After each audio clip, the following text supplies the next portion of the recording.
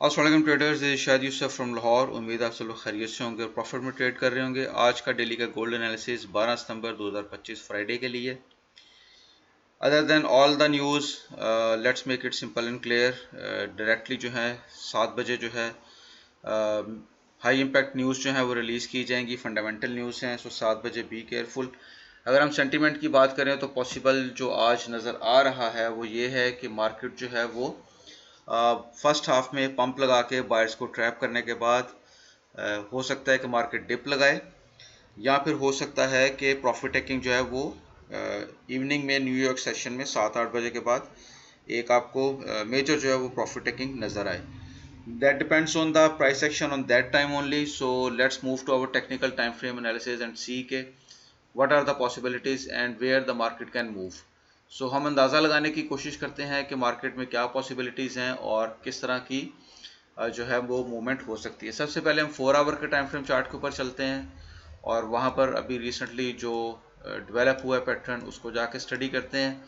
एक W pattern जो है आपको वाज़ह तौर पे नज़र आएगा यहाँ पर मूव कर बनता हुआ, जो कि कल तक जो था ये तो एम पैटर्न बन रहा था, लेकिन अभी इसने डब्ल्यू पैटर्न की शक्ल इख्तियार कर ली है। सो इसके इस लाइन से ब्रेकआउट अगर करता है मार्केट, कम से कम 1 आवर जो है इसके ऊपर जाके स्पेंड करती है 3660 के आसपास, या इसके लिक्विडिटी ऊपर से ग्रैब करने के बाद नीचे ड्रॉप नहीं होती तो फिर यहाँ से रीटेस्ट के बाद हम हल्की सी बाइंग को देख सकते हैं।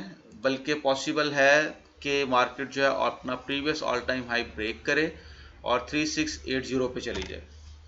एक सिनेरियो ये वाला बन सकता है, which is yes very much possible है, कोई इसमें दूसरी राय नहीं है, बिकॉज H4 की ये कैंडल जो है अभी 1 घंटा इसमें रहता है।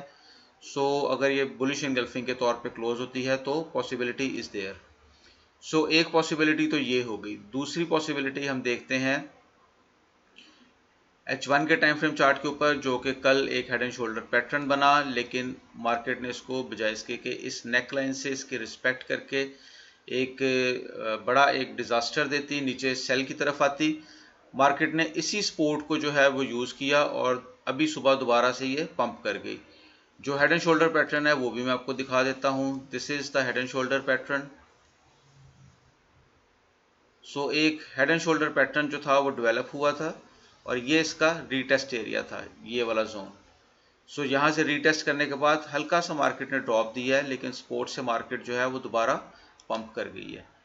सो दूसरा जो सिनेरियो है वो ये वाला है, लेकिन हम चलते हैं एक और सिनेरियो के ऊपर 15 मिनट के टाइम फ्रेम चार्ट के ऊपर, और यहाँ पर मैं आपको दिखाता हूँ कि मार्केट जो है वो अब रेंज बाउंड हो चुकी है।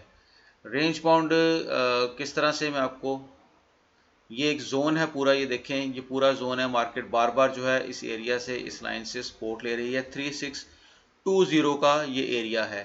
अब 3620 को कल मार्केट ने ब्रेक डाउन करने की कोशिश की, नहीं इसके ऊपर जो है वो ठहर पाई और मज़ीद ड्रॉप नहीं हो पाई। रेड रीटेस्ट करने के बाद ड्रॉप इसने नहीं दिया, फिर दूसरी दफ़ा ड्रॉप करने की कोशिश की, लेकिन फिर स्टे नहीं कर पाई और बाइंग प्रेशर की वजह से, न्यूज़ की वजह से दोबारा से ये अपने जोन के अंदर एंटर हो गई और फिर दोबारा इसी जोन से सपोर्ट लेने के बाद दोबारा से पंप कर गई।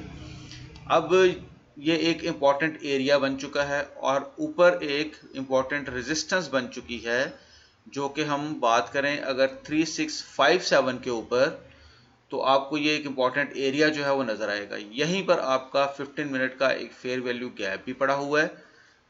सो दो मेजर रेजिस्टेंस हैं और फिर एक ऑर्डर ब्लॉक 3663। सो ये मेजर एक रेजिस्टेंस जोन जो आपको नज़र आ रहा है पूरा का पूरा 3657 और 3663 का एक मेजर जोन, और उसके ऊपर यहाँ पर आपको लिक्विडिटी मिलेगी। So this is the liquidity area, जहाँ से मार्केट लिक्विडिटी ग्रैब करने के बाद दोबारा ड्रॉप हो सकती है और प्रीवियस ऑल टाइम हाई की भी रेजिस्टेंस मौजूद है 3675। So it's a complete area, पूरा जोन है एक सेलिंग जोन, जो कि मैं आपको दोबारा से मार्क कर देता हूँ 3657, और आप समझ लें कि 3663 और फिर all time high 3675। So it's a complete zone. So एक सेलिंग जोन हमें यहाँ पर ये नज़र आएगा। दूसरा ये कि मार्केट जो है मैं आपको बता रहा था कि रेंज बाउंड हो चुकी है। अब 3620 से आप देखें कि मार्केट बार बार जो है यहाँ पर मार्केट ने इसको ब्रेकआउट किया, लेकिन बहुत ज़्यादा स्टे नहीं कर पाई और ऑल टाइम हाई लगाने के बाद दोबारा जोन में एंटर हो गई। सो आप देखें कि दोबारा से ये एक पूरी रेंज बनती हुई आपको नज़र आ रही है।